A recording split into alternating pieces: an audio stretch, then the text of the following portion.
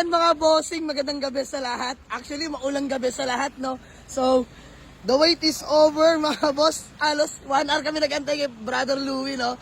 Ayan. So, mga boss, kung nakikita nyo sa ating harapan, GL Grandia 2016 model, manual transmission, diesel engine, mga boss. Legit, first on po. Pinsan nyo po, no? Ayan, mga bossing. Pogi. Naka-captain seats na rin, mga boss. Pakita ko lang sa inyo. So, katapos na din namin mag-test drive, mag-check sa lahat-lahat.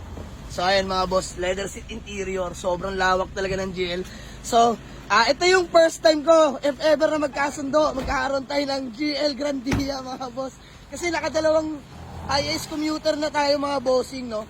So, 2016 model to, mga boss. First owner mismo yung pinsan ni bossing, nakasama ni Brother Louie. So, sir, pangalan nyo nga po? Ayan, si Sir Brian. Napakabait, napakadali kausap, mga boss, honestly. So, ayan, si Brother Louie, ayan, no? So, mga boss, ano, boss, deal? Sa tadio. Deal na, bisom nga. So, ayan, mga bossing, tapos na. So, babayaran na natin to, mga bossing. So, paano pa ba? Deal na. So, sa atin si Popoy, si Pinok Nurse, si KR. Andun yung mga grupo natin sa Fortuner.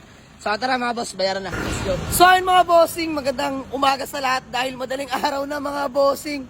Grabe, dito tayo syempre sa may Global Oil, Das Marinas. Sama ko mga grupo ko, si Popoy, si Manman, si paring Allen. At ayan na nga mga bossing! Aray ko! So ayun mga boss, sa mga di nakakaalam, ma-share ko lang mga bossing, no?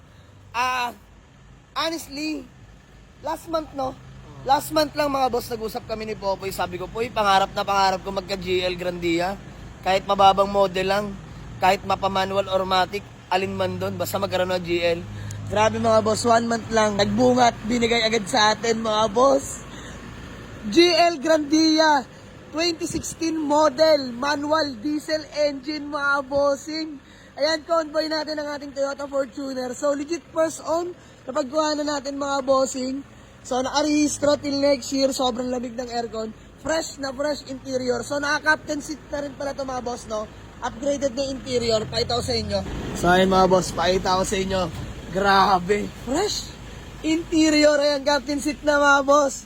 Napapogi niyan. Grabe. Ayan, leather seat. Napakaluwag talaga ng GL mga bossing.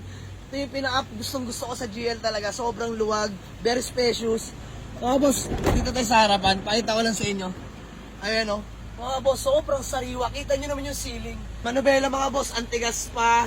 Mga seats, solid. Ayan sidings mga bossing o. So, binuksan ko lang, baka mag-auto lang.